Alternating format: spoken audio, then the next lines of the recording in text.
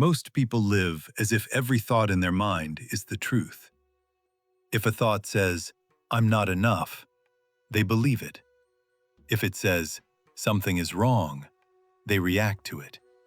If it says, "I must fix this immediately," they obey. But Zen philosophy begins with a quiet, unsettling insight. You are not your thoughts. Thoughts arise on their own. They appear, change shape, collide, contradict each other, and disappear, often without your permission. Yet most of us identify with them completely. We treat passing mental events as permanent facts about who we are, and this confusion is the root of inner suffering. Zen does not ask you to fight your thoughts. It does not ask you to replace them with positive ones. It simply invites you to observe. When you sit quietly and watch your mind, something becomes clear very quickly. You are aware of your thoughts, and whatever you are aware of cannot be you. A cloud passes through the sky, but the sky is not disturbed. A thought passes through the mind, but awareness remains unchanged. The problem is not thinking. The problem is attachment. The moment you cling to a thought, judge it, resist it, follow it, you give it power. And that power quickly turns into anxiety, fear, or self-criticism. Zen teaches that freedom does not come from controlling the mind, but from no longer being controlled by it. This is why silence is so important in Zen practice. Not because silence is special, but because it reveals what was always there beneath the noise. When the mind slows, you begin to notice a gap, a space between one thought and the next. And in that space, there is no problem, no story, no identity to defend, just presence. Inner freedom begins the moment you stop asking, "How do I change my thoughts?" and start asking, "Who is the one noticing them?" This shift is subtle but radical, because once you stop identifying with every thought, thoughts lose their authority. They can arise without defining you. They can pass without pulling you along. You don't become empty, you become spacious. And in that space, a quieter intelligence emerges, one that does not argue, rush, or panic. It simply sees. This first step is not dramatic, but it is foundational. Because until you recognize that you are not your thoughts, every thought will feel like a command. The mind is an excellent tool, but a terrible master. Zen teaches that suffering begins the moment the tool takes control. Most people don't use their thoughts. They are used by them. A memory appears, and suddenly the past feels alive again. A worry arises, and the future feels threatening. A judgment surfaces, and the present moment is no longer enough. All of this happens automatically because the mind is conditioned to comment on everything. It labels, it compares, it predicts. And because this commentary feels constant, we assume it must be us. Zen practice interrupts this assumption. Instead of engaging with the content of thoughts, Zen asks you to notice their movement, how they arise without invitation, how they repeat themselves, how the same thought can appear 100 times and still claim urgency every time. When you sit and observe, you begin to see a strange pattern. Thoughts rarely solve anything. They mostly rehearse. They replay. They defend old stories. And yet, the moment you stop feeding them attention, they weaken. This is not suppression. This is non-participation. A Zen teacher once described thoughts as thieves entering an empty house. If there is nothing to steal, they eventually leave. Awareness without reaction empties the house. The key is not to chase silence. Silence comes on its own when resistance ends. As you watch the mind, a distance naturally forms. Not a cold distance, but a compassionate one. You start relating to your thoughts the way you would to passing weather. A storm may appear, but you no longer mistake it for the sky. This is where freedom begins to feel real. You notice that you can experience fear without becoming fearful. You can notice anger without becoming angry. You can observe doubt without obeying it. The mind continues to speak, but its voice loses authority. And in this quiet detachment, something unexpected happens. Life becomes simpler. Not easier, but clearer. You respond instead of react. You listen instead of defend. You act from awareness instead of impulse. Zen does not promise the absence of thoughts. It offers something far more valuable: freedom from identification. And once identification loosens, suffering loosens with it. So the practice is simple, but not easy. Sit. Notice. Do not interfere. Because every time you observe a thought without becoming it, you reclaim a small piece of inner freedom. There is a moment most people never notice. A brief, silent gap between a thought and the reaction that follows it. Someone criticizes you. A thought arises. I'm being attacked. Immediately, the body tightens. Words form. Defenses prepare. But Zen points to something subtle. The reaction is not inevitable. It only feels inevitable because the gap goes unseen. When awareness is present, that gap widens. In that space, you realize something powerful. You don't have to follow every thought to its conclusion.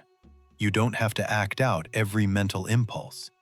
You don't have to become the story your mind is telling. This is where inner freedom becomes practical. Freedom is not the absence of triggers. It is the presence of choice. When you notice a thought before reacting to it, you reclaim agency. The mind may suggest fear, anger, or judgment, but suggestion is not command. Zen teaches that thoughts knock, but you decide whether to open the door. At first, this space feels uncomfortable. The ego prefers immediacy. It wants certainty, defense, action. But with practice, the pause becomes natural. And in that pause, responses soften. They become more precise, less driven by habit. You begin to experience emotions fully, without drowning in them. You feel sadness without collapsing into identity. You feel joy without clinging to it. You feel anger without needing to discharge it. This does not make you passive. It makes you accurate. Zen is often misunderstood as withdrawal from life. In reality, it is full engagement without entanglement. You participate, but you are not consumed. You act, but you are not possessed by the outcome. The mind still thinks. The world still challenges you. But you are no longer dragged automatically from thought to reaction. And that is a profound shift. Because once you live from this space, life slows, not externally, but internally. Situations feel cleaner, decisions feel simpler. You stop wasting energy fighting thoughts that were never meant to be obeyed. Zen freedom is not dramatic. It is quiet, almost invisible, but it changes everything. Because the moment you recognize the space between thought and reaction, you realize something irreversible. You were never trapped by your thoughts. You were only unaware of the space around them. If you watch your mind closely, you'll notice something unsettling. Most of what you call me is made of thoughts. Thoughts about your past. Thoughts about your personality. Thoughts about what you should be, were, or failed to become. Zen calls this collection of thoughts the false self. Not false because it doesn't exist, but false because it is mistaken for who you truly are. Your name is a thought. Your story is a thought.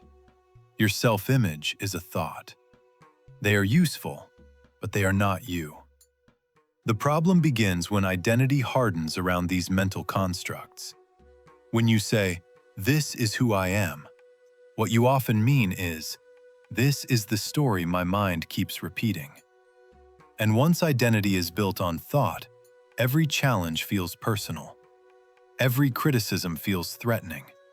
Every change feels like loss.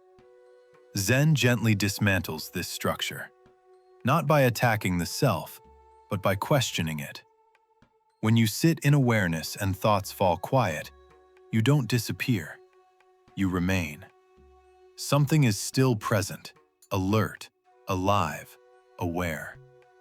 That presence does not need a description to exist. It does not need a label to be real. This is the Zen insight. You are not the narrative. You are the awareness in which the narrative appears. And awareness is not fragile. Stories can collapse, roles can end, identities can dissolve. But awareness remains untouched. This is why Zen freedom feels so deep.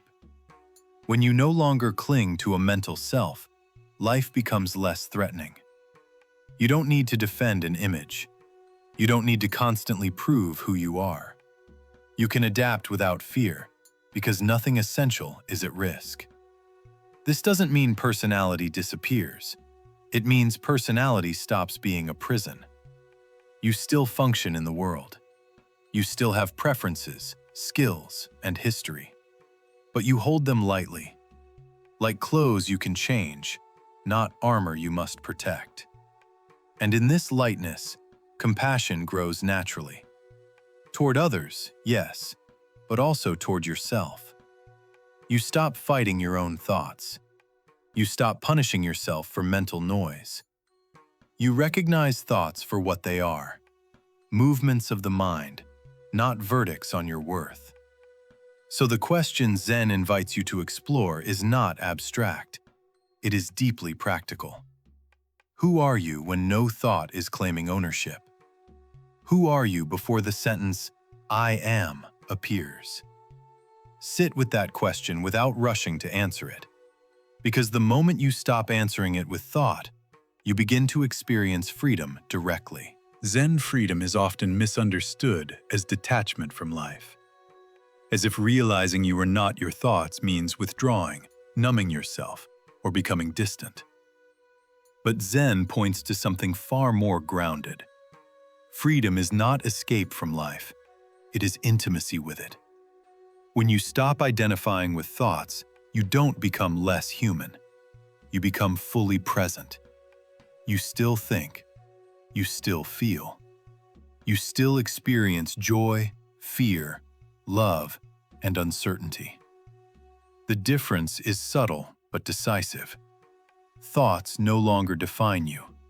Emotions no longer own you. Experiences no longer trap you. You live them without being consumed by them. This is what Zen means by inner freedom. A thought arises. This shouldn't be happening. You notice it and let it pass. An emotion appears. Sadness, tension, excitement. You feel it without turning it into identity. Life continues, but without inner resistance. And resistance, more than circumstance, is what creates suffering. Zen does not promise a life without difficulty. It promises a life without unnecessary struggle. Because struggle happens when you argue with what is already here. When you insist reality should match the mind's expectations. When you believe thoughts are commands instead of suggestions. Awareness changes this relationship. You stop trying to fix yourself mentally. You stop chasing a better version of me. You stop demanding that the mind be quiet before peace is allowed. Peace arrives the moment you stop interfering. This is why Zen practice is simple. Sit, breathe, notice. Not to achieve something, but to recognize what has always been present. And here is the quiet truth at the heart of this entire teaching. You don't need to get rid of thoughts to be free. You only need to stop mistaking them for who you are. When this understanding settles, Not intellectually, but experientially, life softens. You move through the world with less friction, less fear, less urgency to defend an image or control outcomes. You respond instead of react. You participate without clinging. You live without being trapped inside your head. And perhaps the most surprising realization of all is this: you were never broken. You were never missing anything. You were simply identified with noise. So if you take one thing from this exploration, let it be this: thoughts come and go. Awareness remains. And in that awareness, you are already free. Not someday, not after improvement, but now, just here.